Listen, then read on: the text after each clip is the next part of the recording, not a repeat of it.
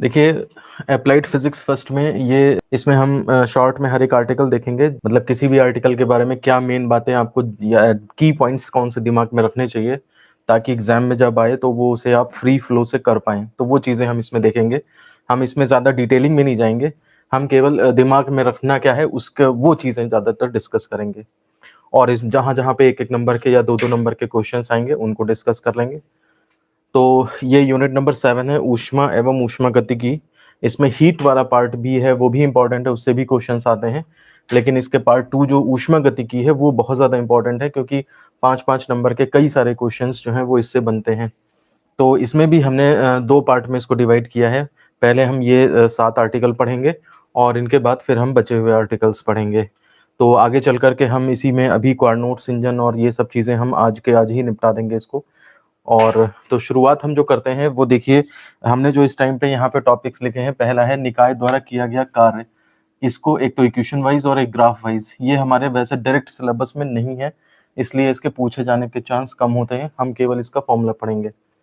इसके बाद ऊष्मागतिकी का शून्य व नियम, ये जो है वेरी वेरी इंपॉर्टेंट है, लेकिन केवल ज्यादा से ज्यादा 2 नंबर में पूछा जाता है।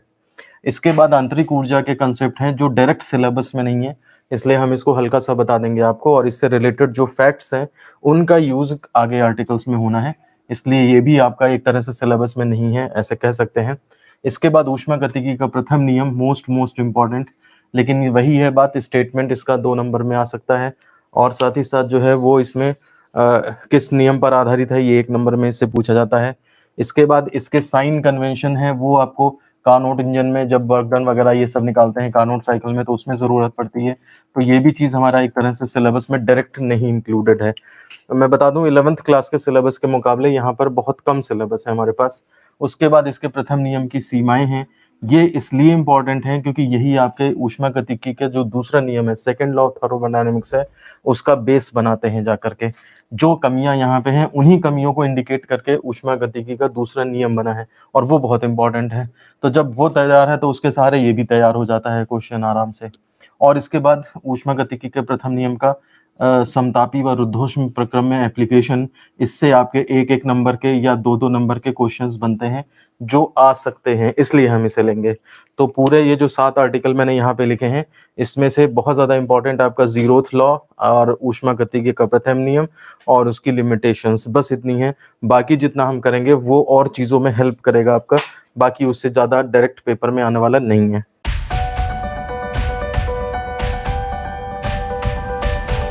चलिए तो हम स्टार्ट करते हैं। सबसे पहले जो है वो पहला टॉपिक ले रहे हैं हम, निकाय द्वारा किया गया कार्य, work done by the system.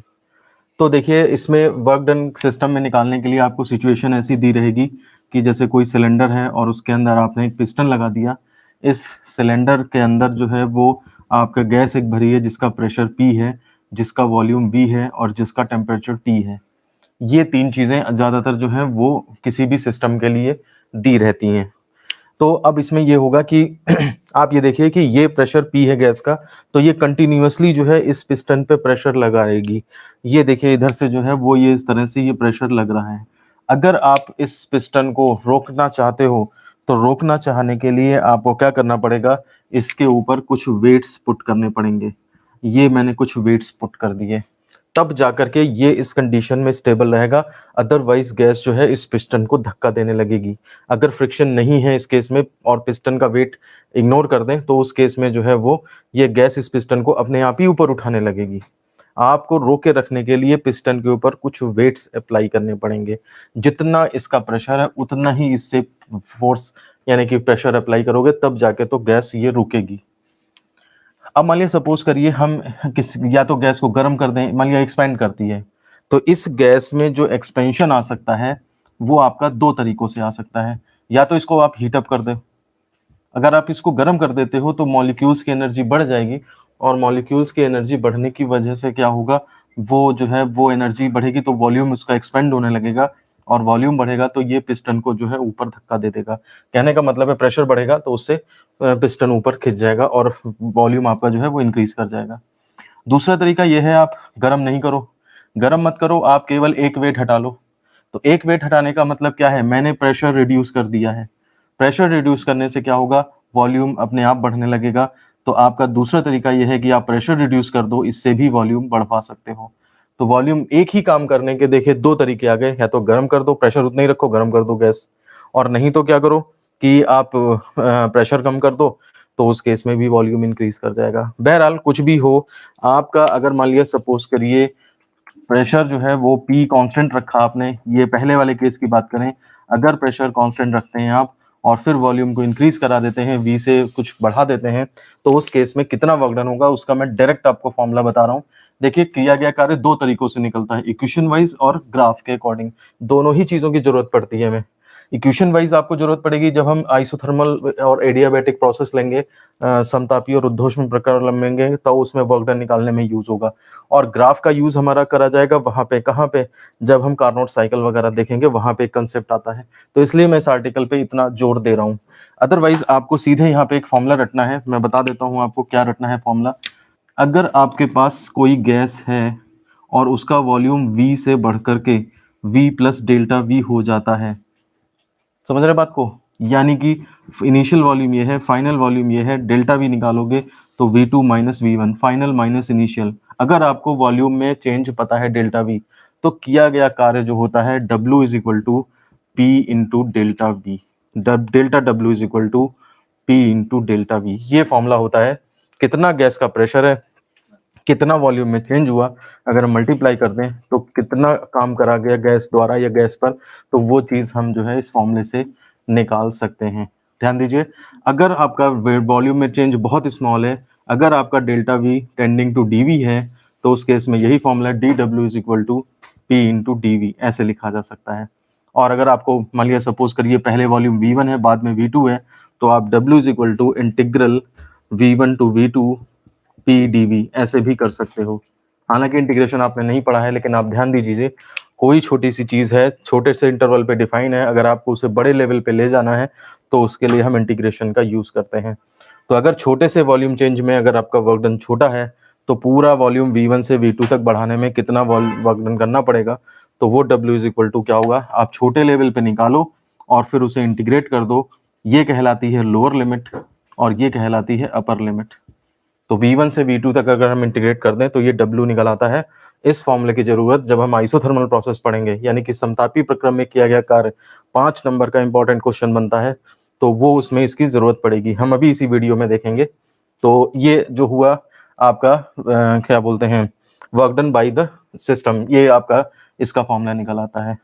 इसका जो दूसरा तरीका है वो ग्राफ के थ्रू होता है, मैं बता देता हूँ आपको। ग्राफ अगर हम मान लिया सपोज करिए वॉल्यूम को x एक्सिस पे ले लें, प्रेशर को y एक्सिस पे ले लें, तो उस केस में जो है प्रेशर और वॉल्यूम के बीच में अगर कोई ग्राफ हम खींच दें, सपोज करिए हमने ऐसे ग्राफ एक खींच दिया, तो इस ग्राफ को कहा जाता है इंडिकेटर डायग्राम। और इंडिकेटर डायग्राम का फायदा क्या होता है, इसका फायदा ये होता है कि अगर आपके पास सपोज करिए ये वॉल्यूम V1 था स्टार्टिंग में, और ये मान लिया वॉल्यूम जो है आपका V2 है स्टार्टिंग में, और अगर हमें V1 से V2, जैसे हम यहाँ निकाल रहे थे V1 से V2 तक, उसको एक्सपेंड करने में कितना वर्क डन होगा, तो वैसे ही अगर हमें V1 से V2 तक एक्सपेंशन में वर्क डन चाहिए, तो ये वर्क डन डायरेक्टली निकल आता है इस ग्राफ के नीचे के एरिया से, उससे निकल आता है ये, ठीक है ना। तो इसमें हम लिख सकते हैं इंडिकेटर डायग्राम का फायदा क्या है कि इसके नीचे का इसके ग्राफ के नीचे का एरिया, ग्राफ के नीचे का एरिया आपका किए गए कार्य को, कहां तक, यहां तक किए गए कार्य को प्रदर्शित करता है। तो आपके पास वर्क डन निकालने के दो तरीके हो गए, आप चाहो तो इक्वेशन वाइज कर सकते हो और आप चाहो तो इसको जो है वो ग्राफ के थ्रू उससे भी निकाल सकते हो, अगर आपको ग्राफ गिवन है तो। अब यहाँ पे एक बात ये भी आपको जरूरत पड़ेगी, अगर वर्क जो है वो डन बाय द गैस है, ठीक है ना, मतलब गैस खुद काम करती है, यानी कि एक्सपेंशन होता है, जैसे मान लिया सपोज करिए ये सिलेंडर है, उसमें गैस भरी, ये पिस्टन है और गैस में एक्सपेंशन हुआ, इसका मतलब गैस ने पिस्टन को ऊपर उठाया है, गैस ने खुद काम किया है, work done by the gas हुआ है, यानी कि वॉल्यूम उसका जो है वो बढ़ रहा है, वॉल्यूम बढ़ रहा है, तो इसका मतलब ये होगा कि डेल्टा V उसका पॉजिटिव होगा, और डेल्टा V उसका पॉजिटिव होगा तो इसका मतलब फॉर्मूला होता है delta W is equal to P delta V. Delta V अगर पॉजिटिव है तो उस केस में delta W is equal to इसका जो है वो इंक्रीज कर जाएगा, वर्क डन भी जो है वो पॉजिटिव, डेल्टा डब्ल्यू भी पॉजिटिव आएगा, इसका मतलब जो वर्क है वो भी पॉजिटिव होगा।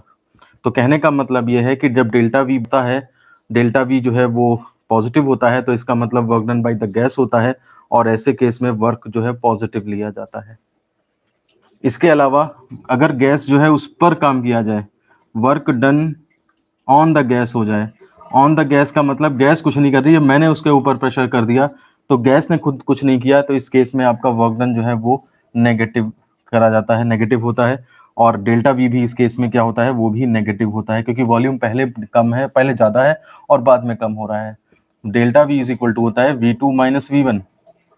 अगर आपका सिस्टम एक्सपेंशन हो रहा है तो इसका मतलब बाद में वॉल्यूम ज़्यादा, पहले कम, ज़्यादा में से कम गया, पॉजिटिव, डेल्टा वी पॉजिटिव आएगा। और अगर मान लिया सपोज करो आप गैस को कंप्रेस कर रहे हो, प्रेशर डाल रहे हो ज़्यादा, तो वॉल्यूम जो है पहले ज़्यादा था बाद में कम, तो कम में से ज़्यादा सब्ट्रैक्ट करोगे तो नेगेटिव आएगा, यानी कि डेल्टा वी इस केस में नेगेटिव होगा। डेल्टा डब्ल्यू नेगेटिव, यानी कि वर्क जो है आपका नेगेटिव हो जाएगा। तो ये हमेशा ध्यान रखिएगा कि W जो है वो आपका work done by the gas. आप ऐसे ध्यान रखो, गैस ने खुद मेहनत करी है, तो खुद मेहनत करी है, तो जो मेहनत वाला इंसान होता है वो अच्छा होता है। और work done on the gas खुद नहीं किया इसने, मिल गया है उसे, फ्री फंड का मिल गया, तो इसलिए ये आप एक तरह से नेगेटिव मान रहे हैं, इस चीज़ को अच्छा मान रहे हैं और उस चीज़ को खराब। आप चाहे जैसे अपने दिमाग में इसको रखने की कोशिश करें, ये आपके ऊपर है। तो ये वर्क डन का साइन कन्वेंशन भी है, जिसको आपको आगे ध्यान भी रखना है। मैं दोबारा इस चीज़ को यहाँ भी बताऊंगा जब मैं 5th में आ जाऊंगा, ऊष्मागतिकी के प्रथम नियम के बाद इसे बताऊंगा।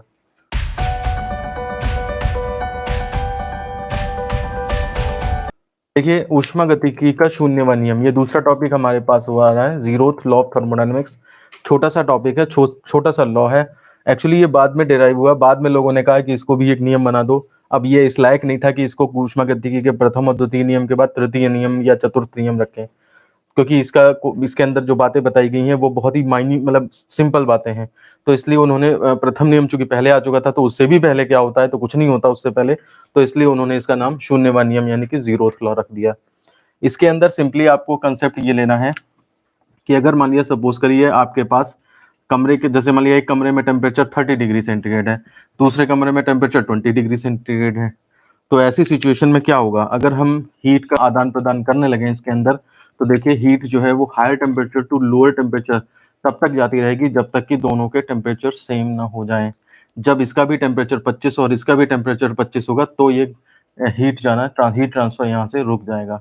और ऐसी सिचुएशन में हम कहेंगे कि यहाँ पर जो है वो एक इक्विलिब्रियम इस्टेब्लिश हो गया है, जिसको कहते हैं थर्मोडायनेमिक इक्विलिब्रियम। थर्मोडायनेमिक इक्विलिब्रियम, ऊष्मागतिक साम्य। मतलब अब जो है वो आप ऐसा कह सकते हो कि ऊष्मा में गति नहीं हो रही, ना ऊष्मा इधर से इधर जा रही, ना ऊष्मा इधर से इधर जा रही है। देखिए, जो हमारा ये यूनिट चल रही है ऊष्मा एवं ऊष्मागतिकी, ऊष्मा जो पार्ट है उसके अंदर हीट के बारे में बताया जाता है, और ऊष्मागतिकी में वही हीट इधर से उधर जाती है, तो क्या नियम फॉलो होते हैं उनके बारे में डिस्कस किया जाता है। तो थर्मोडायनेमिक इक्विलिब्रियम यानी कि ऊष्मागतिक साम्य में क्या होता है कि जब ऐसी कंडीशन बन जाती है कि हीट ना तो इधर से इधर जाए ना इधर से इधर आए, तो ये साम्य ऊष्मागतिकी साम्य कहलाता है। और ऐसा कब होगा, ऐसा तब होगा जब दोनों के टेम्परेचर सेम होंगे, तभी नहीं जाएगी हीट। अगर टेम्परेचर डिफरेंट हो गए तब तो हीट जाएगी ही जाएगी। इसी के ऊपर बेस्ड शून्यवां नियम है, की कंसेप्ट ये है। अब इसके बाद आप ऊष्मागतिकी का नियम देखेंगे तो आपको तुरंत समझ में आ जाएगा। देखिए, हमारे पास जो है वो एक चैम्बर, ये डायग्राम जरूर बना के आएंगे अगर आप ऊष्मागतिकी का शून्यवां नियम आपसे पूछा जाता है। इसमें क्या है, आपका इस चैम्बर में 3 सिस्टम है, ठीक है ना, ए, बी और सी, ये 3 सिस्टम है। अब इसमें देखिए ए का बी से कोई लेना देना नहीं है, तो हमने इनके बीच में एक ऐसी वॉल लगा दी जिसे कहते हैं ऊष्मा रोधी दीवार, ठीक है ना, ये ऊष्मा रोधी दीवार है। 2 लाइनें खींच के और डैश डैश डैश लगा दिया, इसका मतलब हीट इधर से उधर नहीं जा सकती है। पूरा का पूरा चैम्बर भी आपका, तीनों सिस्टम का चैम्बर, ये भी ऊष्मा रोधी दीवार से घिरा हुआ है, यानी कि हीट जो है वो बाहर से अंदर या अंदर से बाहर भी नहीं जा सकती। बाहर इसका मतलब एटमॉस्फेयर है, एटमॉस्फेयर से कोई लेना देना नहीं है आपका। अब ये जो ए और सी के बीच की दीवार है और बी और सी के बीच की ये दीवार है, ये जो है वो आपकी आइसोथर्मल वॉल है। ये आपकी जो है आइसोथर्मल वॉल, इसका मतलब जो है वो ये सुचालक दीवार है। इसमें से जो हीट जो है वो आपकी जा सकती है। देखिए हीट जा सकती है, इधर से इधर जा सकती है हीट, इधर से इधर जा सकती है, ऐसे इसमें जा सकती है, इधर से इधर जा सकती है, लेकिन मटेरियल मिक्स नहीं होगा। दीवार ऐसी बनाई गई है कि इसका ए का मटेरियल, जैसे यहाँ हाइड्रोजन भर दी या नाइट्रोजन भर दी या ऑक्सीजन भर दी, तो हाइड्रोजन नाइट्रोजन में नहीं मिलेगी, नाइट्रोजन ऑक्सीजन में नहीं मिलेगी, बस उनका हीट पार्ट एक्सचेंज हो सकता है। तो वो डिपेंड करेगा टेम्परेचर किसका क्या है, उसके हिसाब से डिपेंड करेगा। तो इसमें ऊष्मा का आदान प्रदान हो सकता है, इसमें ऊष्मा का आदान प्रदान हो सकता है, लेकिन ए और बी में ऊष्मा का आदान प्रदान नहीं हो सकता है। तो इसमें देखिए आप सिंपल अगर कॉमन सेंस लगाएं इसमें, तो एक कॉमन सेंस ये कहता है कि सपोज करिए हमारा स्टार्टिंग में इसका टेम्परेचर, ए वाले का टेम्परेचर सपोज 30 है और इसका टेम्परेचर 10 है। अब आप ये सोचो, इसका टेम्परेचर मान लिया सपोज 20 है, तो 30, ये 20 जो है तुरंत हीट इसको ट्रांसफर करने लगेगा क्योंकि उसका टेम्परेचर कम है, और ये 30-20 में हीट टेम्परेचर इसका कम है, तो हीट इधर से इधर आने लगेगी। तो ये हीट इधर से इधर आने लगेगी, ये हीट इधर से इधर थोड़ा जाने लगेगी, और ये क्रम तब तक चलता रहेगा जब तक कि इसके टेम्परेचर बराबर ना हो जाए और इसका ना बराबर हो जाए। यानी कि ए और सी का टेम्परेचर भी बराबर रहना है और सी और बी का भी टेम्परेचर बराबर रहना है। तो अल्टीमेटली क्या हुआ, ए बी सी दोनों का ही टेम्परेचर बराबर हो जाएगा। भाई अगर मान लिया सपोज करिए ऐसा नहीं हो सकता कि ए का 20 हो जाए, सी का 20 हो जाए, ये 15 पे रुक जाए, भाई ये तुरंत देने लगेगा ना, और जहां इसकी कम पड़ेगी तो ये से देने लगेगा। तो कहने का मतलब है ए और बी का डायरेक्ट कोई वास्ता तो नहीं है, ठीक है ना, लेकिन सी के थ्रू जो है वो उससे कम्युनिकेट कर रहा है, वो हीट के मामले में कम्युनिकेट कर रहा है। जैसे दो लोगों में लड़ाई हो जाए, ये उनके बीच में मीडिएटर है और वो अपनी बातें इससे बता रहा है और ये अपनी बात उधर कर रहा है, वो अपनी बात इसे बता रहा है तो ये इसकी बात इधर कर रहा है। तो कम्युनिकेशन तो है, लेकिन किसी तीसरे बंदे के थ्रू है। तो उस केस में ये चीज यहाँ पे आपको दिमाग में रखनी है। हम स्टेटमेंट क्या लिखेंगे, देखिए स्टेटमेंट ये होता है कि अगर ए और बी एक सेपरेट सिस्टम है और सी जो है वो इन दोनों के साथ साम्य में आ जाए, कहने का मतलब यह है कि यदि ए जो है तथा बी, ये ए तथा बी अलग अलग सी के साथ, लैंग्वेज पे ध्यान दीजिए, अलग अलग सी के साथ ऊष्मागतिक साम्य में है, समझ रहे हैं, ये इसके साथ साम्य में, ये इसके साथ साम्य, तो ये भी इसके साथ साम्य में हो जाएगा। तो ए व बी ऊष्मागतिक साम्य में होंगे। यही नियम आपका, इसको लैंग्वेज वाइज लिख दें ये पूरी, तो यही आपका ऊष्मागतिकी का शून्यवां नियम कहलाता है। अब आप इसे बुक से देख लीजिएगा, बहुत आसानी से तैयार हो जाएगा। ये डायग्राम बनाना है और ये लैंग्वेज लिखनी है, इतना आपको करके आना है पेपर में। अब आप उम्मीद करें कि 1-2 नंबर का क्वेश्चन में 2 नंबर आपको पूरे मिल पाएंगे। अगर ए सी के साथ साम्य में है और बी भी सी के साथ साम्य में है, मतलब ये आपस में टेम्परेचर मतलब हीट ले दे सकते हैं, ये भी हीट ले दे सकते हैं, तो इसके थ्रू इसका हीट इधर उधर जाते जाते तीनों का ही टेम्परेचर बराबर हो जाएगा। ये यहाँ पे मतलब है, कहने का मतलब ए और बी अगर सी के साथ, किसी तीसरे सिस्टम के साथ सी के साथ साम्य में है, तो ए और बी आपस में भी साम्य में होंगे। साम्य लिखा है ये, आपस में भी साम्य में होंगे, मतलब वो सेल्फ अंडरस्टूड है वो चीज। इसका इससे कम्युनिकेशन चल रहा है, इसका इससे कम्युनिकेशन चल रहा है, तो इसका इससे ऑटोमेटिकली कम्युनिकेशन चल रहा है। कहने का मतलब है अगर temperature of A is equal to temperature of C हो गया और हम कह रहे हैं temperature of C is equal to temperature of B है, तो देखिए टीसी तो दोनों में है ना, तो टी इक्वल टू टी भी हो जाएगा ना, दोनों के टेम्परेचर बराबर, यानी कि दोनों ही ऊष्मागतिक साम्य में होंगे। ऊष्मागतिक साम्य में होने का मतलब है टेम्परेचर बराबर, सीधा सीधा मतलब। उसी को घुमा के लैंग्वेज अगर ये कह दी जाए कि ऊष्मागतिक साम्य थर्मोडायनामिक इक्विलिब्रियम, तो लगने लगता है पता नहीं क्या चीज बोल दी है उन्होंने, लेकिन वो होती सिंपल चीज है। अगर कुछ नए बच्चे क्लास ले रहे हैं तो वो इस नंबर पे मैसेज कर देंगे 7376292424, तो मैं व्हाट्सएप ग्रुप में ऐड कर लूंगा उन्हें। इससे आपको और क्लासेस वगैरह टाइमिंग वगैरह पता लगती रहेगी, ठीक है।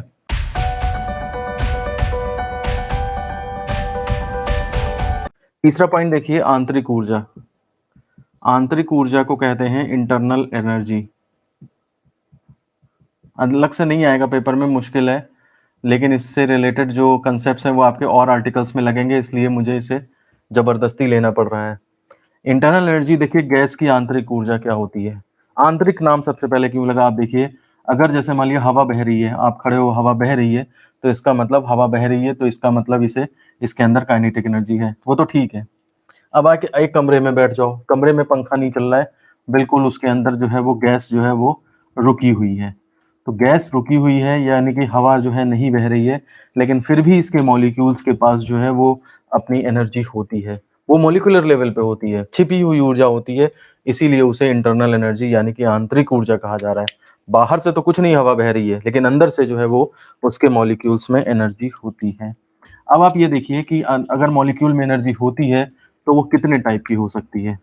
तो देखिए मॉलिक्यूल्स चलते-फिरते रहते हैं, तो एक तो काइनेटिक एनर्जी होगी, साथ ही साथ मॉलिक्यूल्स के बीच में इंटरमॉलिक्यूलर फोर्सेस लगते हैं, अंतराणविक बल, कोहेसिव, एडहेसिव इस तरह के फोर्सेस लगते हैं। तो इसका मतलब ये हुआ कि इनके अंदर अंतराणविक बल भी लगते हैं। अंतराणविक बल जो है वो आपके जो है किसके आकर्षण के होते हैं। बदलता भी रहता है वैसे नेचर, दूर है तो आकर्षण पास बहुत पास आ जाते हैं तो प्रतिकर्षण भी हो जाता है। तो देखिए अंतराणविक बल के की वजह से इनके पास पोटेंशियल एनर्जी भी आ जाती है। तो मॉलिक्यूल्स के पास काइनेटिक एनर्जी होती है और साथ ही साथ पोटेंशियल एनर्जी होती है। काइनेटिक एनर्जी भी आपकी 3 टाइप के पास हो सकती है। एक होती है ट्रांसलेशनल काइनेटिक एनर्जी। ट्रांसलेशनल मतलब रेखीय गतिज ऊर्जा। जैसे कोई मॉलिक्यूल है, मान लिया एक मॉलिक्यूल है, ऑक्सीजन का मॉलिक्यूल है मान लिया ये, तो ये मॉलिक्यूल जो है इस तरह से इस तरह से इस तरह से जा सकता है कहीं भी। तो ये रैखिक गतिज ऊर्जा हो गई इसकी। अब ये ऑक्सीजन का मॉलिक्यूल जो है वो ऐसा हो सकता है कि ऐसे-ऐसे तो चले, लेकिन साथ में ऐसे-ऐसे रोटेट करते हुए चला जाए। समझ रहे हैं आप? तो अगर ये रोटेट करता हुआ जा रहा है तो इसके अंदर रोटेशनल काइनेटिक एनर्जी भी होती है। और अगर मान लिया सपोज करिए आपका मॉलिक्यूल ऐसा है कि जिसमें बहुत हैवी टेम्परेचर है और ऑक्सीजन के ये जो दोनों मॉलिक्यूल साइड में लगे हैं, ये आपके इस तरह से वाइब्रेट भी करने लगे हैं अगर, और फिर उसके बाद ये रोटेट करता हुआ भी और फिर रेखीय गति करे, मतलब तीनों तरह की गतियां हो जाएं, तो उस केस में इसके पास वाइब्रेशनल काइनेटिक एनर्जी भी हो सकती है। रैखिक गतिज ऊर्जा, घूर्णन गतिज ऊर्जा और कंपन गतिज ऊर्जा, 3 तरह की एनर्जी हो सकती है और तीनों तरह की एनर्जी मिला करके आपने पढ़ा होगा केमिस्ट्री में या फिजिक्स में, जब हम गैसों का, तो मैं बात कर रहा था कि ये आपने अणुगति सिद्धांत में ये पढ़ा होगा कि गैसों की जो टोटल गतिज ऊर्जा है वो आपकी हाफ के टी या 3/2 RT। अगर आप डिफरेंट डिफरेंट सिस्टम में जाओ, एक उसमें डिग्री ऑफ फ्रीडम में ले लो या डिफरेंट, मतलब कहने का ये है दोनों तरह के फॉर्मूले अलग अलग सिचुएशन में चलते हैं, लेकिन दोनों में ही देखिए टेम्परेचर के डायरेक्टली प्रोपोर्शनल होती है। यानी कि गैस का जितना परम ताप है उसके डायरेक्टली प्रोपोर्शनल होती है। तो जो इन गैसों की आंतरिक ऊर्जा में काइनेटिक एनर्जी वाला पार्ट है, ये टेम्परेचर के समानुपाती होता है, ठीक है ना। और ये पोटेंशियल एनर्जी जो है वो अलग डेवलप होती है। तो अगर हम इससे टोटल इंटरनल एनर्जी बनाएं, ये टोटल एनर्जी यू होती है, तो यू इज इक्वल टू जो होगा जा करके आपका वो आपका बनेगा kinetic energy and plus potential energy.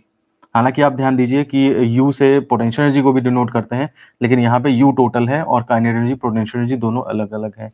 इसके अंदर ये वाला हिस्सा जो है वो डायरेक्टली प्रोपोर्शनल टू टेम्परेचर है, लेकिन ये वाला हिस्सा नहीं है डायरेक्टली प्रोपोर्शनल टू टेम्परेचर। इसकी वजह से क्या होता है कि ये जो टोटल यू है आपका, वो टेम्परेचर बढ़ाने पे, ताप बढ़ाने पे बढ़ेगा, तो ये टेम्परेचर बढ़ाने पे यू बढ़ेगा, लेकिन समानुपाती नहीं होगा, ठीक है ना, समानुपाती नहीं होगा। हालांकि टेम्परेचर बढ़ाने पे इंटरनल एनर्जी बढ़ेगी क्योंकि काइनेटिक एनर्जी बढ़ेगी इंटरनल टेम्परेचर बढ़ाने पे, लेकिन ये यू बढ़ेगा तो, लेकिन अगर दुगना आपने काइनेटिक एनर्जी करी तो यू दुगना नहीं होगा क्योंकि आपका पोटेंशियल एनर्जी भी लगा हुआ है। अब केस अगर हम बना दें इसके साथ कि अगर हमारे पास सपोज करिए आइडियल गैस हो जाए, अगर हमारे पास आदर्श गैस हो, तो आदर्श गैस जो होती है उसके मॉलिक्यूल्स में ये जो पोटेंशियल एनर्जी होती है ये नहीं होती है। मॉलिक्यूल्स एक दूसरे से टोटली फ्री रहते हैं, यानी कि ये हिस्सा जो है इसके अंदर वो कट हो जाता है।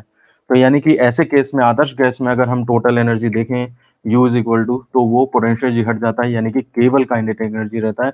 और काइनेटिक एनर्जी हमारी डायरेक्टली प्रोपोर्शनल टू टी है, ये डायरेक्टली प्रोपोर्शनल टू टी है, तो हमारा U भी जो है वो डायरेक्टली प्रोपोर्शनल टू टी हो जाता है। कहने का मतलब ये है कि आंतरिक ऊर्जा जो है अगर आपके नॉर्मल गैस है तब तो टेम्परेचर बढ़ाने पे बढ़ेगी तो, लेकिन समानुपाती नहीं होगा, डायरेक्ट प्रोपोर्शन नहीं होगा। अदरवाइज अगर आदर्श गैस की बात करें तो उसमें पोटेंशियल एनर्जी पार्ट हट जाता है, तो ये जो हिस्सा गायब हो गया तो केवल काइनेटिक एनर्जी बना और वो डायरेक्टली प्रोपोर्शनल टू टी है। तो यहाँ पे हमारा टेम्परेचर बढ़ाने पे पोटेंशियल ये टोटल एनर्जी बढ़ेगी, लेकिन समानुपाती भी होगी। तो मुझे बताइए आप, नॉर्मल गैस, ये आपकी नॉर्मल गैस हो गई, उसके लिए कंडीशन हो गई, और ये आपकी आइडियल गैस है उसके लिए कंडीशन हो गई। इन कंडीशंस को आप समझ गए बिल्कुल।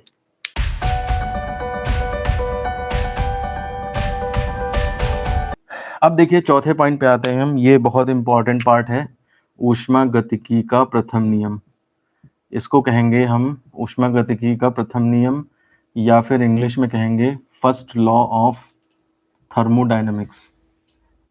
देखिए ये जो है वो आपको ये बताता है कि अगर आपके पास कोई सिस्टम है, ठीक है, सिस्टम है और आप इसे कुछ हीट सप्लाई करते हो, कुछ हीट देते हो, और इसने कुछ काम डेल्टा डब्ल्यू कर दिया, तो डेल्टा क्यू और डेल्टा डब्ल्यू में क्या रिलेशन है? कई बार ये देखा जाता है कि जो हम ऊष्मा देते हैं उतना कार्य हमें नहीं मिलता। हमने पता लगा 100 जूल ऊष्मा दी और हमें कार्य जो है वो 80 जूल ही मिला, तो 20 जूल कहाँ खर्च हो गए, कहाँ चले गए, दिख नहीं रहे मुझे। तो वो दिखते क्यों नहीं है? क्योंकि वो आंतरिक ऊर्जा में चले जाते हैं, जो अभी हमने पुराना आर्टिकल पढ़ा, इसीलिए मुझे वो आंतरिक ऊर्जा अलग से पढ़ानी पड़ी आपको। तो वो हिडन फॉर्म में चले जाते हैं। तो ऊष्मागतिकी का प्रथम नियम इसी समस्या को दूर करता है कि अगर हम किसी सिस्टम को डेल्टा क्यू हीट देते हैं तो उसका कुछ पार्ट तो वर्क डन कराने में वेस्ट हो जाता है और बाकी बचा पार्ट उसकी इंटरनल एनर्जी की इंक्रीज कराने में या उसके इंटरनल एनर्जी में चेंज में आ जाता है। तो कहने का मतलब है 100 जूल अगर हमने दिया, 80 जूल वर्क, तो डेल्टा यू जो है वो आपका 20 जूल हो जाएगा।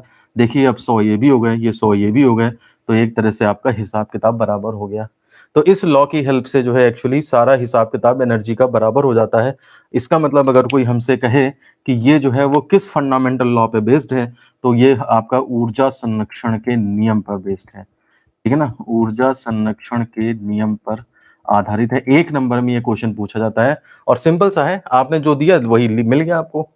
तो जो छुपा हुआ था वो आपने बता दिया कि हाँ भाई ये तो इंटरनल एनर्जी में इंक्रीमेंट हो जाता है। तो इसलिए आप इसी को लाइन को स्टेटमेंट में लिख दें, ठीक है ना, ये आपका स्टेटमेंट हो जाएगा, ये मैथमेटिकल स्टेटमेंट हो गया। इसको डिफरेंशियल फॉर्म में लिख सकते हैं, D Q is equal to D U plus D W, ऐसे भी करके एक लिख देना, क्योंकि ये बहुत छोटा है, इतना इंपॉर्टेंट है लेकिन है छोटा, तो इसलिए लैंग्वेज वाइज और इस तरह लिख करके और फिर ये लाइन चारों ही चीजें बता दो आप, तब जाकर के मतलब 2 नंबर में ऊष्मागतिकी का प्रथम नियम आपका कंप्लीट हो जाएगा।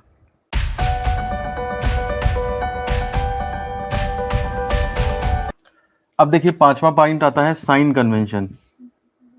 तो साइन कन्वेंशन बता देता हूं मैं, इसके अंदर ऊष्मागतिकी के प्रथम नियम में जो 3 चीजें दिखती हैं, इनके साइन कन्वेंशन क्या है। देखिए हीट के लिए क्या सोचोगे आप ये ध्यान रखो, अगर हीट सिस्टम में आ रही है, सिस्टम में बढ़ रही है, अब बढ़ रही है तो आ रही होगी, है ना, आ रही है या बढ़ रही है, तो आपका जो डेल्टा क्यू होता है वो पॉजिटिव होता है, वो पॉजिटिव कंसिडर किया जाता है। हीट अगर सिस्टम में आ रही है तो पॉजिटिव, और अगर सिस्टम से जा रही है, सिस्टम से जा रही है, तो उस केस में डेल्टा क्यू आपका नेगेटिव होता है। डेल्टा यू का केस क्या है, अगर आपका इंटरनल एनर्जी बढ़ रही है तो डेल्टा यू पॉजिटिव, और अगर यू इंटरनल एनर्जी कम हो रही है तो डेल्टा यू, और यदि डेल्टा यू कम हो रहा है तो इसका मतलब डेल्टा यू आपका नेगेटिव होता है। वर्क डन का हम पहले ही बता चुके हैं, वर्क डन अगर बाय द सिस्टम है, ठीक है ना, तो बाय द सिस्टम है तो उस केस में पॉजिटिव, ये तो मैंने बताया था, अच्छी बात है कि खुद कर रहा है, और अगर work done on the system है तो उस केस में वो नेगेटिव होता है। ये साइन कन्वेंशन जो है वो, हालांकि आपके पास न्यूमेरिकल नहीं है इनसे रिलेटेड, बहुत मुश्किल है जो आए, लेकिन अगर आपको इधर उधर डेरिवेशंस में भी कभी कभी अप्लाई करना पड़ता है तो आपके पास ये साइन कन्वेंशंस जो है वो रहने चाहिए। यहाँ पर मैं आपको बता दूं कि कुछ लोग दिया और लिया उससे याद करते हैं कि देता है तो पॉजिटिव, लेता है तो नेगेटिव। आप देखिए मैं इसमें कंफ्यूजन कैसे होता है मैं आपको बताता हूँ। मैंने एटमॉस्फेयर से इसके अंदर 30 जूल आए, आप समझिए बात को, किसी सिस्टम में एटमॉस्फेयर से 20 जूल आए, ठीक है। अब आपको देखना है डेल्टा क्यू पॉजिटिव लेंगे या नेगेटिव लेंगे। तो अब ये देखिए आप यहाँ पर कि अगर एटमॉस्फेयर से इसमें आ रहे हैं तो मैं इस लाइन को 2 तरह से लिख सकता हूँ। पहला तरीका मैं ये लिख सकता हूँ कि एटमॉस्फेयर द्वारा सिस्टम को दी गई ऊष्मा, समझ रहे बात को, एटमॉस्फेयर द्वारा सिस्टम को दी गई ऊष्मा, देखिए दी गई वर्ड आ गया। अब इसी चीज को मैं ऐसे लिख सकता हूं, सिस्टम द्वारा एटमॉस्फेयर से ली गई ऊष्मा, देखिए वही चीज है लेकिन अब दी के बजाय ली हो गई है। आप कंफ्यूजन समझ रहे कहां है? मैंने केवल लैंग्वेज को घुमा दिया, ये इसको दे रहा है या वो इससे ले रहा है, बात एक ही है, लेकिन आपने दिया और लिया दोनों आ गए सेंटेंस। अब दिया और लिया से अगर याद कर रखा है आपने कि दिया है तो पॉजिटिव और नेगेटिव, तो फिर आप यहाँ पे कंफ्यूज हो जाओगे। इसलिए मैंने आपको बताया है कि सिस्टम में अगर हीट बढ़ रही है, देखिए 20 जूल सिस्टम को मिल रहे हैं तो पॉजिटिव, और अगर इससे जा रही है तो नेगेटिव। अब आप जो सिचुएशन है, जो शब्द हैं, उनसे घुमा के अपने आप देखो कि क्या हो रहा है और उस हिसाब से साइन के बारे में डिसाइड करो।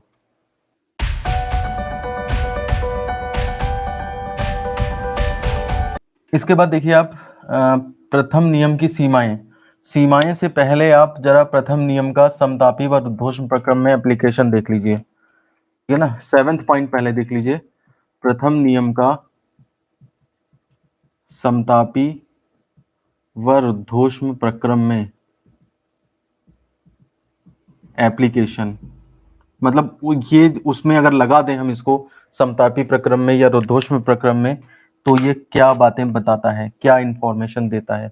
तो सबसे पहले देखिए समतापी प्रक्रम की अगर बात करें, समतापी प्रक्रम को कहते हैं आइसोथर्मल प्रोसेस, ठीक है ना। आइसोथर्मल प्रोसेस, आइसोथर्मल प्रोसेस क्या होता है, समतापी, नाम से पता लग रहा है टेम्परेचर जो है वो आपका कांस्टेंट रहता है।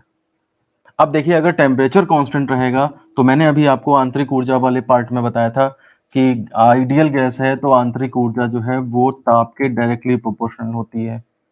इसका मतलब ये हुआ कि अगर टेम्परेचर कांस्टेंट है तो इंटरनल एनर्जी भी कांस्टेंट रहेगी। इसका मतलब डेल्टा यू आपका क्या होगा, वो जीरो हो जाएगा। तो अतः ऊष्मागतिकी के प्रथम नियम को लगा दें हम, ऊष्मागतिकी के प्रथम नियम से, तो प्रथम नियम से क्या हो जाएगा, delta Q is equal to delta U plus delta W. Delta U आपका जीरो हो गया प्लस डेल्टा डब्ल्यू, तो यानी कि delta Q is equal to delta W. इसका मतलब समतापी प्रक्रम में जितनी हीट सिस्टम को दी जाती है वो सारी की सारी कार्य में परिवर्तित हो जाती है। समझ रहे बात आप। हालांकि वास्तव में ऐसा नहीं होता है, यही चीज प्रथम नियम की सीमाओं में बनेगी जाकर के, जब हम आगे अभी डिस्कस करेंगे। इसीलिए मैंने पहले ये समझा दिया आपको कि समतापी प्रक्रम के अंदर जो है टेम्परेचर कांस्टेंट, इसलिए आंतरिक ऊर्जा कांस्टेंट, इसलिए आंतरिक ऊर्जा में परिवर्तन डेल्टा यू नहीं होगा क्योंकि कांस्टेंट है, इसलिए जीरो होगा।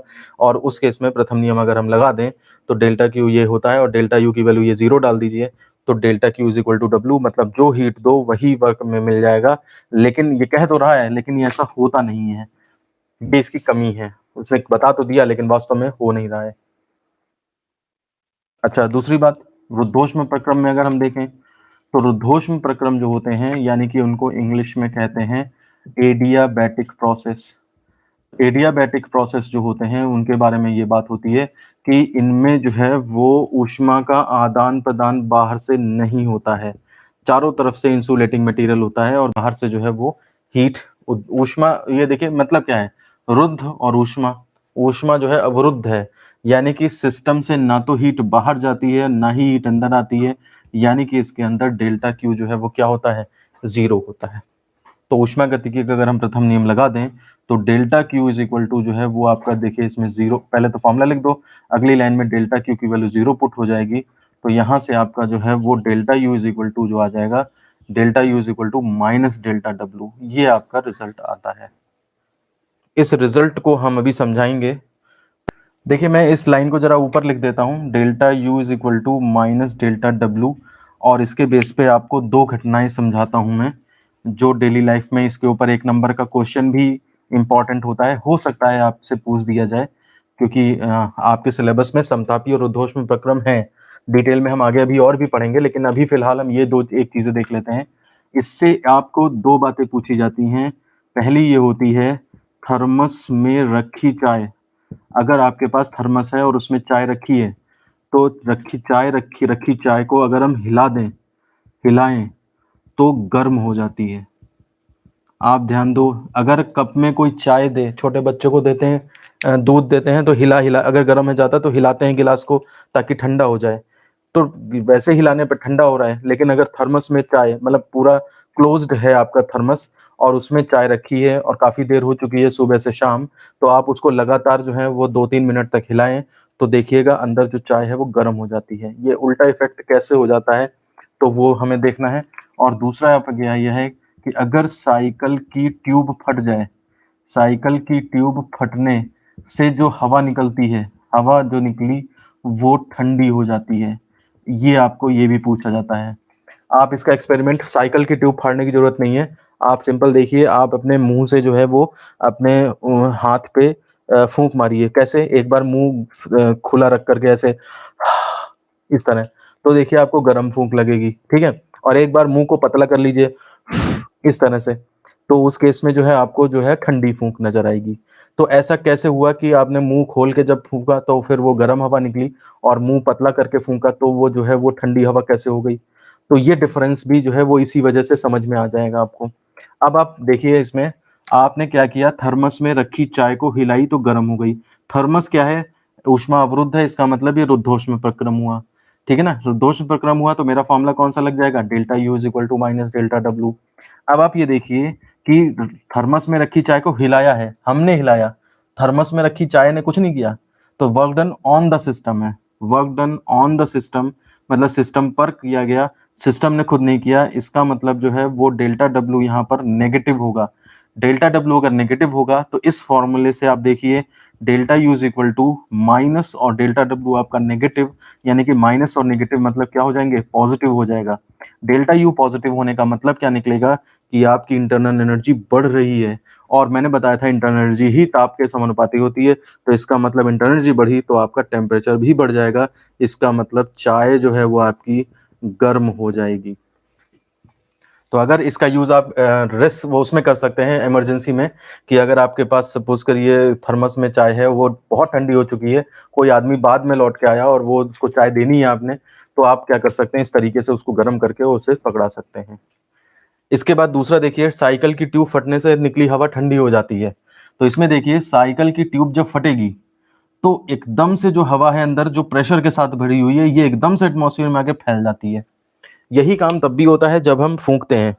तो यहाँ पर जो है छोटे से होल से निकलती है हवा, तो छोटे से होल के होने की वजह से वो जो फिजिक्स में इक्वेशन ऑफ कंटिन्यूटी पढ़ते हैं, सततता का समीकरण, अविरतता का समीकरण, उसके बेस पर उसकी स्पीड बढ़ जाती है और वो फैल जाती है यहाँ पर। तो जब ये निकली ठंडी हवा जो है वो यहाँ पे इस तरह से ये फैलती है, तो इस फैलने का काम इतनी जल्दी होता है कि ये एटमॉस्फेयर से इंटरैक्ट नहीं कर पाती है। मतलब ऊष्मा जो है वो बाहर से ना तो ले पाती है ना दे पाती है, यानी कि ये भी आपका जो है वो रुद्धोष्म प्रक्रम हो जाता है। मतलब वो इतनी तेजी से हो रहा है काम, तो उस केस में वो कुछ कर ही नहीं पाती है। अब देखिए यहाँ पे गैस का वॉल्यूम बढ़ा, यानी कि डेल्टा वी क्या होगा? डेल्टा वी आपका पॉजिटिव हो गया। तो अब यहाँ से अगर हम डेल्टा यू निकालें, माइनस डेल्टा डब्ल्यू का मतलब पी डेल्टा वी, और डेल्टा वी यहाँ पे पॉजिटिव है तो अंदर माइनस और पॉजिटिव, तो यानी कि माइनस इंटू पॉजिटिव, ये आपका जो है कंफर्म नेगेटिव आएगा। डेल्टा यू नेगेटिव है, मैं कहाँ लिख दूं इसको? मैं ऊपर यहाँ से लिख देता हूँ, डेल्टा यू आपका नेगेटिव है, इसका मतलब यू आपका कम हो रहा है, और यू कम होने का मतलब है टेम्परेचर भी कम हो जाएगा। जैसे यहाँ पे टेम्परेचर बढ़ रहा था यू बढ़ने पे, तो यू बढ़ कम होने पे टेम्परेचर कम हो जाएगा, इसका मतलब गैस जो है वो ठंडी हो जाएगी, ठीक है ना। और इसको लैंग्वेज वाइज भी समझा सकते हो। गैस फैली तो फैलने में गैस ने जो है वो खुद काम किया, ठीक है ना, खुद काम किया तो इसका मतलब उसकी एनर्जी कम हो गई, एटमॉस्फेयर से इंटरेक्ट कर नहीं पा रही है और खुद काम करने के चक्कर में अपनी एनर्जी दे दी उसने, तो इसलिए ठंडी हो गई। तो ये तो हो गई लैंग्वेज वाइज समझाने की बात, लेकिन एग्जैक्टली आप इस इक्वेशन के हिसाब से आराम से समझा सकते हैं इसको। तो मुझे बताइए, प्रथम नियम का समतापीय प्रक्रम में जो यूज था उसका भी अपना महत्व है, और जो रुद्धोष्म प्रक्रम में हुआ उससे भी आपके दो इंपॉर्टेंट रिजल्ट्स निकलते हैं। मुझे बताइए समझ में आ गया? कोई प्रॉब्लम तो नहीं है?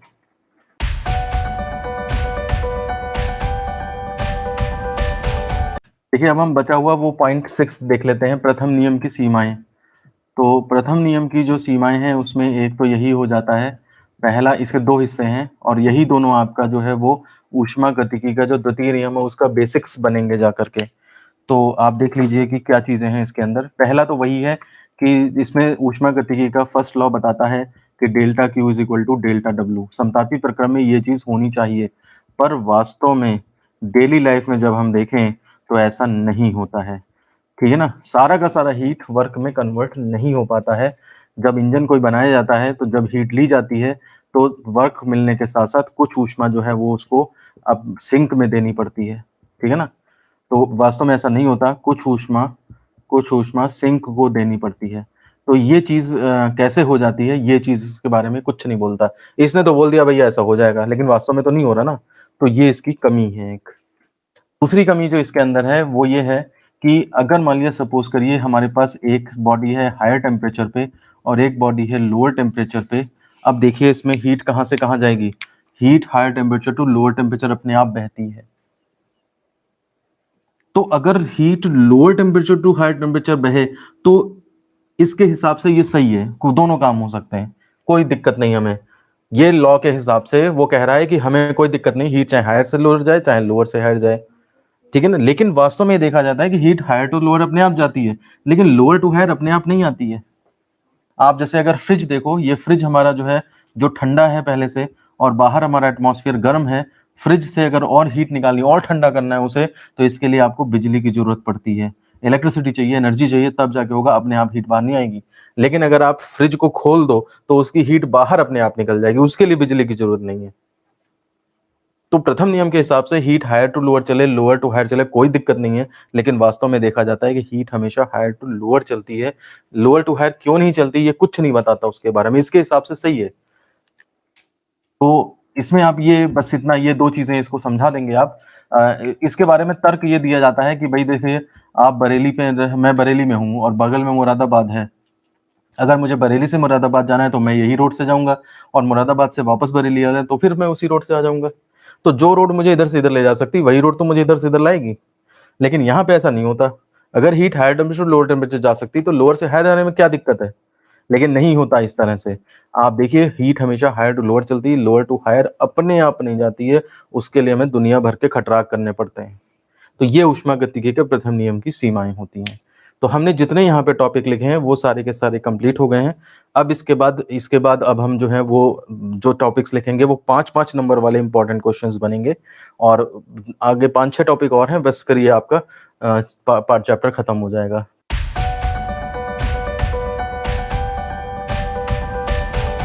देखिए अब हम आगे बढ़ते हैं थोड़ा सा। पिछले 7 आर्टिकल्स देख लिए हमने, उसमें 2-2 3-3 नंबर तक के क्वेश्चंस थे, 5 नंबर का कोई क्वेश्चन नहीं था। अब जो हम स्टार्ट कर रहे हैं इसके बाद भी देखिए अभी 2 आर्टिकल बचेंगे, उनके बारे में हम फिर बाद में लिखेंगे। अभी आप ये देखिए कि ये जो समतापी प्रक्रम है हमारा 8वां टॉपिक, ठीक है ना, और उसके बाद जो है वो नवा रुद्धोष्म प्रक्रम है, इसके इनके बारे में जो है जनरल आइडियाज दिए जाएंगे। ये 3 मार्क्स में जो है वो बहुत ज्यादा इंपॉर्टेंट है, और इनसे रिलेटेड क्वेश्चंस एक-एक नंबर में छोटे-छोटे बहुत ज्यादा पूछे जाते हैं। फिर समतापी व रुद्धोष्म प्रक्रम के वक्र की ढाल, वक्र और क्या ढाल होती है उनकी, इसके बारे में 1 मार्क्स में अगर पूछा जाएगा तो पूछा जाएगा, अदरवाइज बहुत ज्यादा इंपॉर्टेंट नहीं है। फिर समतापी प्रक्रम में किया गया कार्य 5 नंबर में बहुत बहुत बहुत बहुत ज्यादा इंपॉर्टेंट है। आप मान के चलिए टॉप 10 आर्टिकल्स बनाए जाएं तो उसमें एक ये रहेगा। रुद्धोष्म प्रक्रम में किया गया कार्य 5 मार्क्स में बहुत बहुत ज्यादा इंपॉर्टेंट आर्टिकल है, टॉप 10 में से एक है। ऊष्मा इंजन और रेफ्रिजरेटर, इनके कंसेप्ट जो है 2 मार्क्स में आ सकते हैं, लेकिन बहुत ज्यादा इंपॉर्टेंट नहीं है। तो ये वाले 2 आर्टिकल मान के चलिए बहुत ज्यादा इंपॉर्टेंट है, और ये वाले 2 आर्टिकल बहुत ज्यादा इंपॉर्टेंट है। और इसके बाद ऊष्मागतिकी का द्वितीय नियम आएगा, तो वो सेकंड लॉ ऑफ थर्मोडायनामिक्स, वो बहुत ज्यादा इंपॉर्टेंट है। और उसके बाद कार्नोट इंजन और कार्नोट साइकिल, वो बहुत ज्यादा इंपॉर्टेंट है। वो 5-5 नंबर के आर्टिकल्स हैं। फिर उसके बाद आपका ये जो पार्ट है वो खत्म हो जाएगा, ये चैप्टर खत्म हो जाएगा।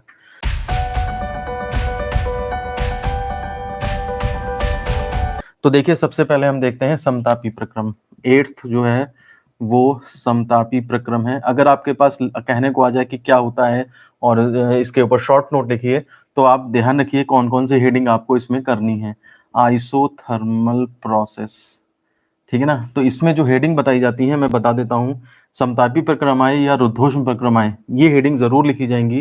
पहला है इसमें डेफिनेशन क्या है, इसकी परिभाषा क्या होती है, ठीक है ना। दूसरा इसके अंदर आता है, दूसरी चीज जो इसके अंदर बताई जाती है, आइडियल कंडीशंस क्या हैं, इस किसी प्रक्रम के समतापी होने की आदर्श स्थितियां क्या हैं, आदर्श शर्त क्या है। और सी में आता है बिहेवियर कंडीशंस क्या हैं, मतलब व्यवहारिक रूप से कोई प्रक्रम जो है वो समतापी प्रक्रम होगा तो कैसे होगा। डी जो है वो उसमें ये होता है कि इक्वेशन कौन सी फॉलो होती है, कौन से समीकरण का ये पालन करता है, इसके बारे में बताया जाता है। ई पार्ट में जो है वो इसके ग्राफ के बारे में बताया जाता है, ठीक है ना। एफ पार्ट में जो है वो समतापी प्रक्रम में कोई गैस है तो उसकी विशिष्ट ऊष्मा कितनी होगी, इसके बारे में बताया जाता है, ठीक है ना। और एफ जी पार्ट में इसके ऊपर अगर हम first law of thermodynamics apply करते हैं तो क्या रिजल्ट आएगा, उसके बारे में बताया जाता है। इसके अलावा कुछ छूटेगा तो देख लेंगे।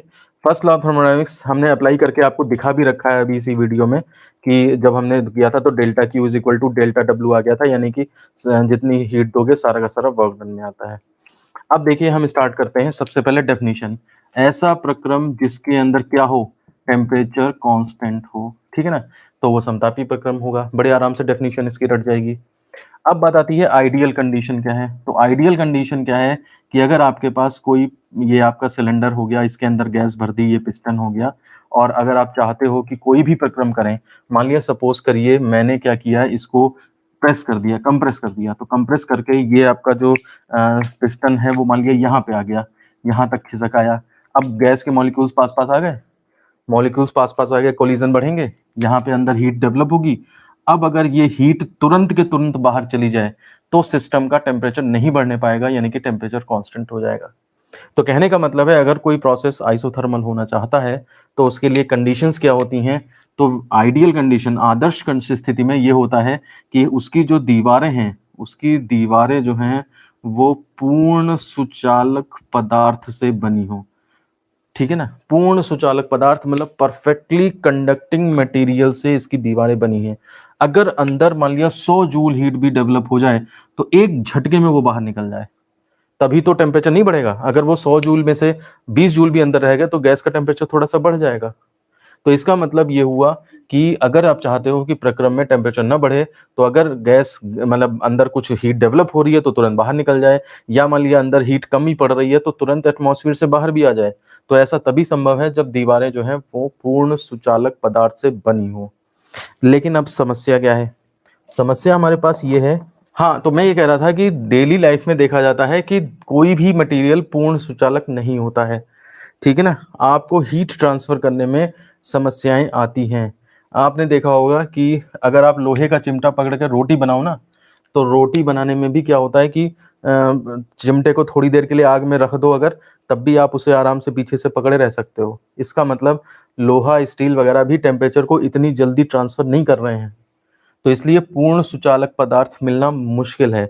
ये चीज जो है वो हमारे पास आइडियल रूप से तो कही जा सकती है, पर व्यवहारिक रूप से ऐसा नहीं हो सकता है।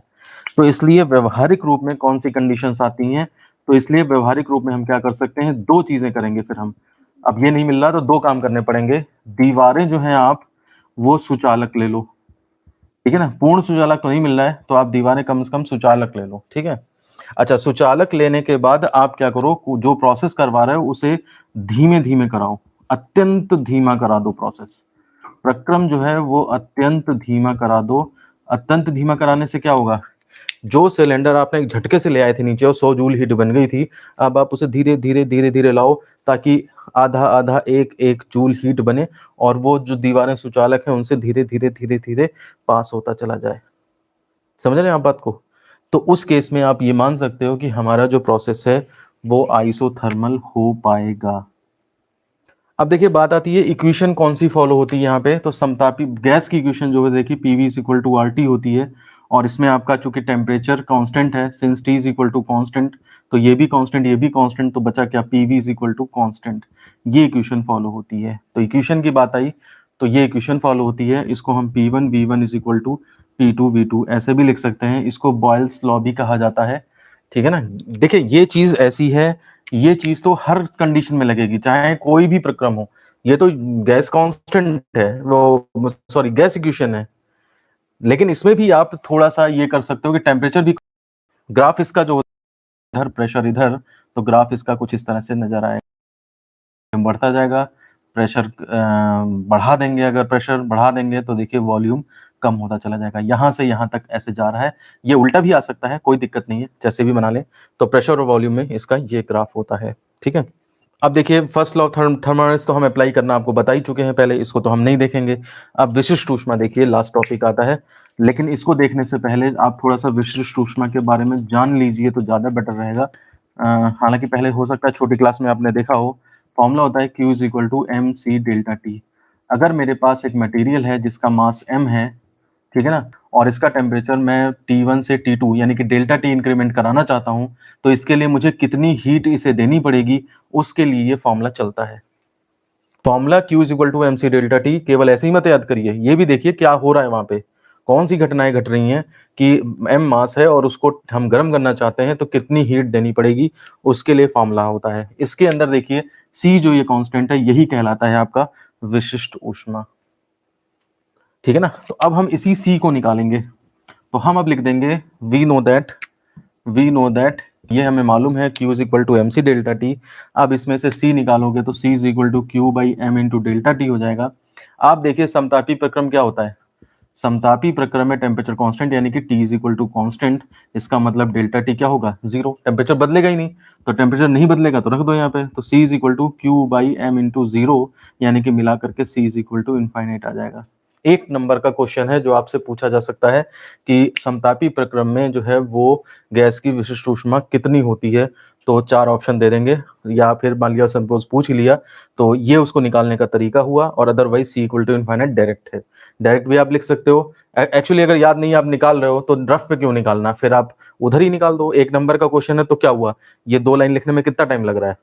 अक्सर लोग सोचते हैं कि एक नंबर का क्वेश्चन है तो हम जबरदस्ती केवल उसका आंसर ही लिखेंगे, हम उसके बारे में कुछ नहीं समझाएंगे। लेकिन अगर आपने ये प्रोसीजर लिख के समझा दिया तो आप सोचिए एग्जामिनर के ऊपर आपका कितना अच्छा इंप्रेशन पड़ेगा जा करके।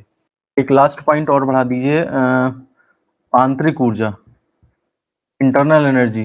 तो आंतरिक ऊर्जा के बारे में भी देख लीजिए आप क्या होता है।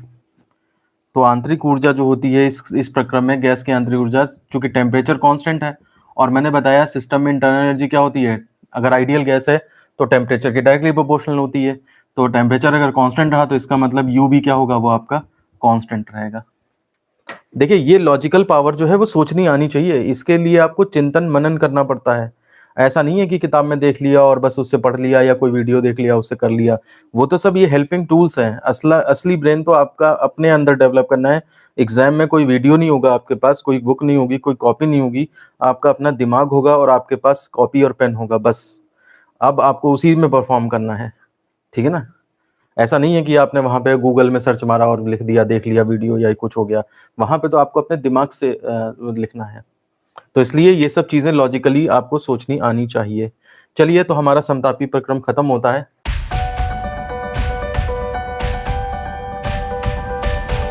अब हम अपने नवे आर्टिकल पे चलते हैं, रुद्धोष्म प्रक्रम। रुद्धोष्म प्रक्रम को इंग्लिश में कहते हैं एडियाबैटिक प्रोसेस। तो एडियाबैटिक प्रोसेस में शुरुआत से करते हैं हम, देखिए सारी चीजें देखते हैं क्या क्या है। डेफिनेशन इसके अंदर इसकी लिख देंगे आप कि अगर सिस्टम ऐसा है कि ऊष्मा का आदान प्रदान बाहर से नहीं, ना तो ऊष्मा बाहर से अंदर आ सकती, ना अंदर से बाहर, ये दुनिया भर का जो भी है वो सब इसकी डेफिनेशन बन जाएगी। अब आइडियल कंडीशन क्या है, अब आप सोचिए, दिमाग लगाइए, मैंने आपको समतापी प्रक्रम पूरा समझा दिया है। अब आप देखिए कि आइडियल कंडीशन क्या होनी चाहिए, हमारी दीवारें, ऊष्मा कब नहीं अंदर जाएगी या बाहर आएगी। अगर आप ऊष्मा रोकना चाहते हैं तो आपकी दीवारें कैसी होनी चाहिए, दीवारें पूर्ण कुचालक पदार्थ की बनी होनी चाहिए, समझ रहे हैं। लेकिन फिर वही समस्या है कि हमारे पास पूर्ण कुचालक पदार्थ कोई नहीं है।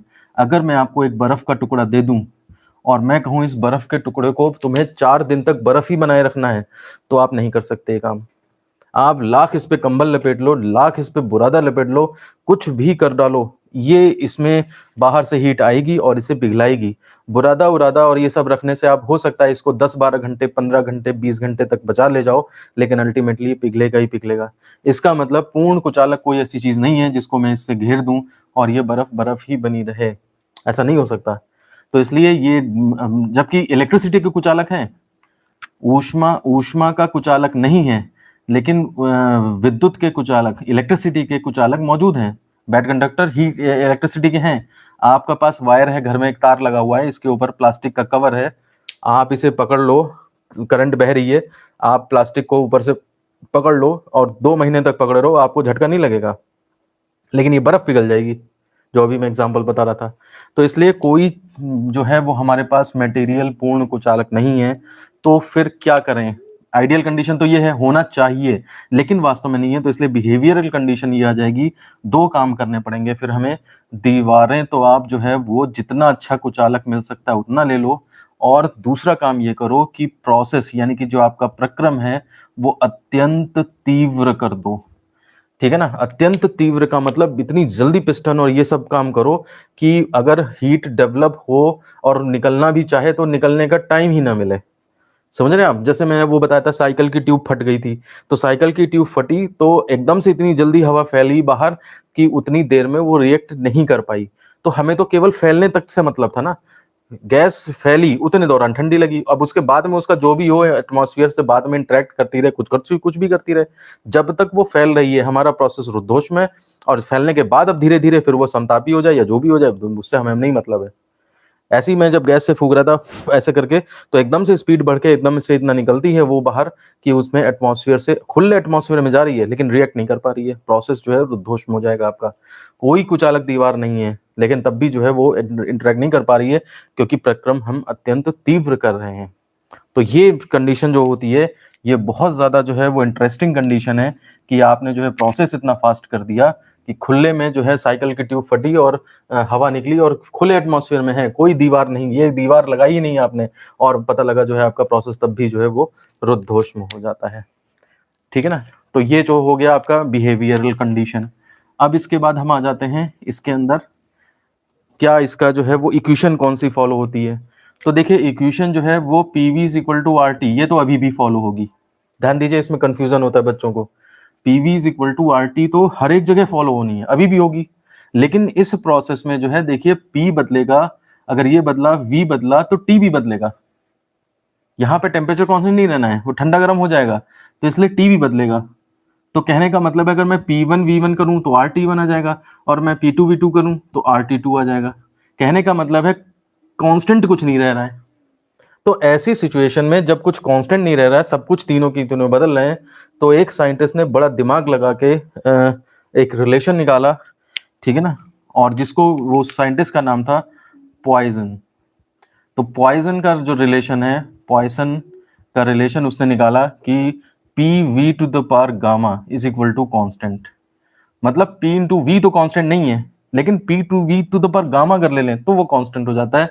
मैं इसको ऐसे भी लिख सकता हूँ P1 V1 to the power gamma is equal to P2 V2 to the power gamma. ये पॉइजन्स लॉ है, और ये जो है वो बताता है कि कुछ ना कुछ तो कांस्टेंट है, पी वी नहीं है तो P V to the power gamma constant है।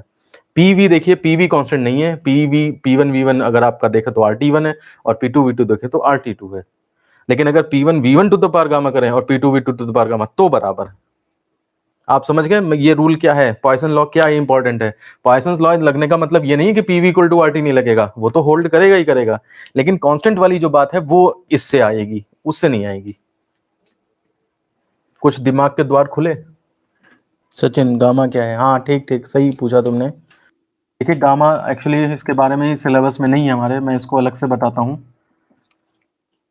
एक्चुअली जो Q is equal to M C delta T होता है, इसमें ये C जो है वो आपका विशिष्ट ऊष्मा होती है। तो सॉलिड की जो विशिष्ट ऊष्मा जो है वो उसका तो फिर C फिक्स्ड होता है, लेकिन गैस के अंदर जो है आपका C जो है वो वेरी करता है। ध्यान दीजिए मैं क्या बोल रहा हूँ, गैस के अंदर C जो है वो प्रोसेस पे डिपेंड करता है। ये चीज हमारे सिलेबस में नहीं, इसलिए हम इसको ज्यादा डिटेल में नहीं ले रहे हैं। इसलिए हमें दो कंडीशन बतानी पड़ती हैं, Cp और Cv, मतलब कांस्टेंट प्रेशर पे C क्या है और कांस्टेंट वॉल्यूम पे C क्या है, ये दो चीजें डिफाइन करनी पड़ती हैं। और फिर इन्हीं से आपका मोलर स्पेसिफिक हीट, मोल के लिए अगर हम ले लें एक एक मोल के लिए, तो Cp और कैपिटल Cv ये डिफाइन होते हैं। इन दोनों का रेशियो ये गामा कहलाता है। Cp बाई Cv इनका रेशियो जो है वो गामा बनता है। मोनोएटॉमिक के लिए अगर आपकी गैस मोनोएटॉमिक है तो आपका गामा इज इक्वल टू 1.67, अगर आपकी डायटोमिक है तो 1.44, और अगर ट्राइटोमिक या पॉलीटोमिक है तो गामा की वैल्यू 1.33। इस तरह से ये होती हैं वैल्यूज। तो ये आपका जो है जैसी गैस होगी उस हिसाब से गामा की वैल्यू बढ़ती चली जाती है। आप इसको लिख लेंगे कि ये गैसों की जो विशिष्ट ऊष्माओं का अनुपात होता है स्थिर दाब पर और स्थिर आयतन पर। कांस्टेंट प्रेशर पे क्या है मोलर स्पेसिफिक हीट, और वो कांस्टेंट वॉल्यूम पे क्या है मोलर स्पेसिफिक हीट, उनका रेशियो जो है गामा होता है। तो आप इस रूल के नीचे बस इतना लिख दीजिए, जहां गामा जो है वो Cp बाई Cv है। और आप ये भी हमारे वैसे सिलेबस में होना चाहिए था, लेकिन पता नहीं क्यों है कि Cp हमेशा Cv से बड़ा होता है और इनका difference Cp minus Cv is equal to R होता है। ये मेयर्स रिलेशन है, बहुत इंपॉर्टेंट होता है लेकिन हमारे सिलेबस में नहीं है, ठीक है ना। तो ये CP CV से बड़ा है, तो बड़े में छोटे से डिवाइड करोगे तो मोर देन 1 आएगा। तो गामा ध्यान रखिएगा हमेशा एक से बड़ा होता है। तो ये इसके गामा के बारे में है, आप इनको बाद में दोबारा वीडियो देख के नोट कर लीजिएगा या देख लीजिएगा बुक में। अब यही है ना कि इतना ज़्यादा कंसेप्ट्स हैं कि जितनी डिटेल में जाओगे उतना ही कंफ्यूज होने स्टार्ट हो जाओगे। तो इसलिए आप बस इतना याद रखो कि गामा मोर देन 1 होता है बस, और CP/CV के बराबर होता है। CP क्या है? कांस्टेंट प्रेशर पे मोलर स्पेसिफिक हीट, अणुक विशिष्ट ग्राम अणुक विशिष्ट ऊष्मा, और ये कांस्टेंट वॉल्यूम पे ग्राम अणुक विशिष्ट ऊष्मा, ये होता है। इसके बाद PV to the power gamma को दो फॉर्मेट में और चेंज कर सकते हैं। अगर हम PV is equal to RT से यहाँ पे एक बार P की वैल्यू डाल दें, एक बार हम इसमें V की वैल्यू डाल दें, तो हमारे रिलेशंस आ जाते हैं। P की वैल्यू डाल दो तो V और T में रिलेशन आएगा, वो आपका TV to the power gamma -1 is equal to constant. Book की हेल्प से कर लीजिएगा, इसे भी हो सकता है एक नंबर में कर दिखाने को कह दें। और अगर हम V की वैल्यू इसके अंदर डाल दें तो P और T में आता है, तो P to the power gamma upon T to the power 1 minus gamma या कुछ इस तरह से इज इक्वल टू कॉन्स्टेंट होता है। वो आप निकाल के देख लीजिएगा, ज़्यादा उसमें इंपॉर्टेंट नहीं है, हम इसलिए उसकी डिटेलिंग में नहीं जा रहे हैं, ठीक है ना। वो चीज़ें आप कर लीजिएगा। इसका ग्राफ देखिए, इसका ग्राफ जब हम खींचेंगे, V और P है, इसका ग्राफ भी उसी तरह से आता है, लेकिन इसकी ढाल जो है उससे ज़्यादा होती है। अब ढाल ज़्यादा कम क्यों होती है वो हम आर्टिकल नंबर 10 में देखेंगे थोड़ी देर बाद। तो ग्राफ ये हो गया। अब इसके अंदर विशिष्ट ऊष्मा कितनी होती है गैस की, तो वो अगर निकालें हम तो देख लीजिए, Q is equal to MC delta T होता है, यहाँ से C is equal to Q/M into delta T। अब रुद्धोष्म प्रक्रम है तो हीट ट्रांसफर नहीं होता, Q 0 है तो उसको यहाँ रख दीजिए, तो C इज इक्वल टू आ जाएगा आपका 0/M इंटू डेल्टा T, यानी कि C 0। तो इसके केस में विशिष्ट ऊष्मा जो है वो C आपकी 0 होती है। फर्स्ट लॉ ऑफ थर्मोडायनेमिक्स मैं अप्लाई करना बता चुका हूं आपको इसी वीडियो में, इसलिए हम इसे छोड़ रहे हैं, आप पीछे से देख लीजिएगा। और आंतरिक ऊर्जा क्या होती है, देखिए यहाँ पे टेम्परेचर बदलता है, क्योंकि रुद्धोष्म प्रक्रम है, हमने देखा गैस साइकिल से निकली थी ठंडी हो गई, तो इसका मतलब यहाँ पे टेम्परेचर जो है वो चेंज हो जाता है, और इसलिए यहाँ पे आंतरिक ऊर्जा भी जो है वो वेरी कर जाती है, मतलब घट बढ़ सकती है, जैसा आप प्रोसेस करोगे उस हिसाब से बदलती रहती है। तो समतापी प्रक्रम में कांस्टेंट रहती है, लेकिन यहाँ पर आंतरिक ऊर्जा इंटरनल एनर्जी जो है वो वेरी करती रहती है, बदलती रहती है। तो जितनी हेडिंग्स हमने समतापी प्रक्रम में पढ़ी थी उतनी ही हेडिंग्स हमने रुद्धोष्म प्रक्रम में पढ़ ली हैं, और ये सब एक एक नंबर में छोटी छोटी चीजें आपको ध्यान देनी चाहिए। अगर इन पे शॉर्ट नोट लिखने को आ जाए तो इन्हीं 7 चीजों को आप समझा दोगे तो आपके पास पूरा मटेरियल अवेलेबल हो जाएगा। हेडिंग डाल के समझाना, ताकि बिल्कुल एग्जामिनर के ऊपर इतना अच्छा इम्पैक्ट पड़े कि वो समझ जाए कि हाँ आपको सारे कंसेप्ट क्लियर हैं।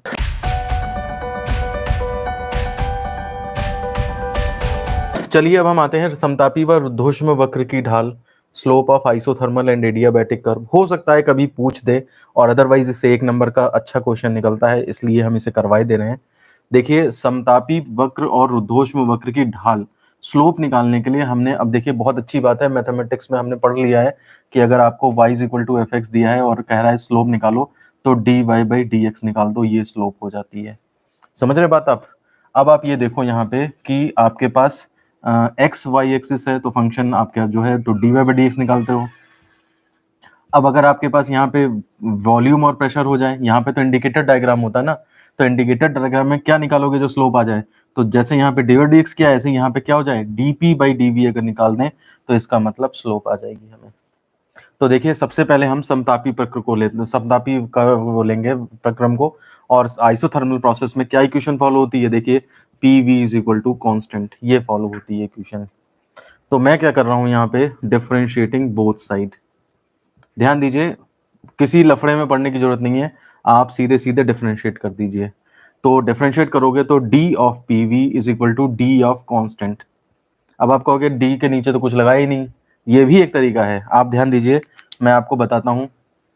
जैसे मान लिया सपोज करिए आपके पास y is equal to X है, तो आप क्या करो, डिफरेंशिएट कर दो बस, तो dy is equal to dx हो जाएगा, खत्म। अब इसी चीज में आप dx नीचे ले जाओ तो आप ये कह सकते हो dy/dx इक्वल टू 1, यानी कि y को x के रेस्पेक्ट में डिफरेंशिएट करने पे 1 आ रहा है। समझ रहे बात को। अगर मैं कहूं y को, मतलब इस इक्वेशन को x के रेस्पेक्ट में डिफरेंशिएट करो, तो इधर dy/dx और इधर x का 1 हो गया। अदरवाइज मैं केवल इतना कहूं डिफरेंशिएटिंग, तो बस dy is equal to dx, ऐसे भी कहा जा सकता है। ठीक है ना। तो फिजिक्स में जब वेरिएबल्स होते हैं कई सारे, तो हम इस तरह भी काम चला लेते हैं। तो देखिए इसमें क्या हो जाएगा, अब इसके अंदर फर्स्ट सेकंड फंक्शन लग जाएगा। तो first difference of second plus second differentiation of first is equal to constant का क्या हो जाएगा, 0 हो जाएगा। मेरे को क्या चाहिए, डीपी बाई डीवी चाहिए। तो डीपी वाला टर्म इधर रखो, डीपी इधर रख छोड़ दो, इसको उधर ले जाओ, माइनस का पी डीवी हो जाएगा। अब डीवी को नीचे ले आओ, dP over dV is equal to कितना हो जाएगा, माइनस का P upon V. Equation number first, इसको मैं लिख देता हूँ DP by DV of isothermal curve, ये इसकी स्लोप निकल आती है। मुझे बताइए ये समझ गए आप क्या करा मैंने, डिफरेंशिएट करके मैंने डी बाई डी एक्स निकाला है, वाई एक्स के हिसाब से यहाँ पे पी वी का डीपी बाई डीवी निकलना था, तो स्लोप आ गई आइसोथर्मल कर्व की है, तो माइनस पी बाई वी, ये स्लोप आ गई। अब ऐसे ही रुद्धोष्म वक्र के लिए करिए, P V to the power gamma is equal to constant, differentiate कर दीजिए। तो फर्स्ट डिफरेंशिएशन ऑफ सेकेंड यानी कि D of V to the power gamma plus second V to the power gamma, और differentiation of first is equal to constant का क्या हो जाएगा, 0 हो जाएगा। इसको मैंने अभी डी ऑफ लिख दिया है ताकि चेन रूल लगेगा यहाँ, P V to the power gamma का gamma V to the power gamma minus 1, और एक बार वी को और डिफरेंशिएट करना पड़ेगा, ठीक है ना, और plus V to the power gamma DP is equal to 0। मेरे को क्या चाहिए, डीपी बाई डीवी चाहिए, तो ये वाला चीज इधर बचा लो, V to the power gamma DP is equal to minus का P gamma V to the power gamma minus 1 और डीवी। अब आप क्या करोगे, डीवी को नीचे ले आओ, ये उधर ले जाओ, तो dP by dV is equal to हो जाएगा minus P gamma V to the power gamma minus 1 upon V to the power gamma, ये हो जाएगा माइनस गामा बाहर ले लो, वी टू द पावर नीचे ले आओ, तो P upon V to the power gamma minus gamma plus 1, यानी कि केवल वी बचेगा। इक्वेशन नंबर सेकंड, ये आपका डीपी बाई डीवी और एडियाबैटिक कर्व के लिए निकला है। देखिए मैंने दोनों कैलकुलेशंस कर दी हैं, समतापी प्रक्रम की ढाल निकाल दी है, स्लोप निकाल दिया है, और एडियाबैटिक की भी ढाल निकाल दी है। थोड़ा शॉर्ट किया है, मैथमेटिक्स आप अच्छी तरह जानते हो, अब ये चीज़ कर चुके हो उसमें, तो टेंजेंट कैसे निकली ये भी नहीं समझाने की ज़्यादा ज़रूरत है। डिफरेंशिएशन का प्रोसीजर भी अब आप जानते हो, जिसने नहीं पढ़ा होता उसको दिक्कत होती है फिर। अब आप ये देखिए कि रुद्धोष्म प्रक्रम की जो ढाल आई है उसमें माइनस पी बाई वी तो है जो कि यहाँ पे है, और गामा एक्स्ट्रा में आ गया, ठीक है ना। कहने का मतलब यह है कि अगर मैं इन दोनों में रिलेशन निकालना चाहूँ, डिवाइडिंग सेकेंड बाई फर्स्ट, तो मेरे को मिलता है DP by DV of adia upon DP by DV of iso. जब डिवाइड करोगे तो पी बाई वी माइनस सब कट जाएगा, ये गामा बचेगा इसका मतलब, ठीक है ना। आप चाहो तो इसे ऐसे भी लिख सकते हो, मल्टीप्लाई फॉर्म में लिख दो, DP by DV adia is equal to gamma DP by DV iso. कहने का मतलब यह है कि एडियाबैटिक कर्व की जो है वो होती है स्लोप, वो आइसोथर्मल स्लोप का गामा टाइम्स होती है। और आप गामा जानते हो, गामा क्या होता है, गामा मोर देन 1 होता है। तो इसका मतलब अगर मैं गामा की जगह मोर देन 1 रख दूं, तो इसका मतलब DP by DV of adia greater than, ये इसमें ग्रेटर देन हो जाएगा, ठीक है ना। इसका मतलब ये भी हुआ, इससे मैं ऐसे भी कह सकता हूँ DP by DV of adia is greater than DP by DV of iso. Actually इसमें गामा मल्टीप्लाई करने पे तब जाके बराबर हो पा रहा है। तो इसका मतलब यह हुआ कि रुद्धोष्म प्रक्रम की ढाल ज्यादा होती है और समतापी प्रक्रम की ढाल जो है वो कम होती है। इनका रेशियो जो है गामा होता है, where gamma is equal to C P by C V, ठीक है ना। और अगर ग्राफ में रिप्रेजेंट करें तो वी और पी है। अब देखिए आप, अगर आपके मैंने 2 ग्राफ दे दिए तो इसका ढाल जो है कम है तो ये आइसोथर्मल प्रोसेस का कर्व माना जाएगा, इसका ढाल ज्यादा है तो ये आपका एडियाबैटिक का कर्व माना जाएगा।